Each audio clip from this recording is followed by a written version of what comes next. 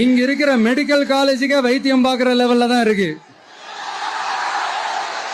நண்பா.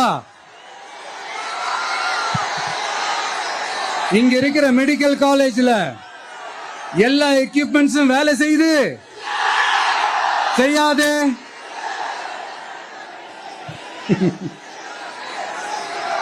திருவாரூர் ஒரு மாவட்டத்தோட தலைநகர்.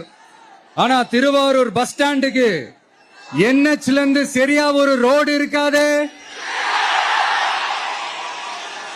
கும்பகோணம், ஜெயங்கொண்டம், விருதாச்சலம், நீட்டாங்கலத்திற்கு புதிய ரயில் பாதை அமைக்கணும் என்ற கோரிக்கை 50 வருஷமா நிறைவேறாம இருக்கு.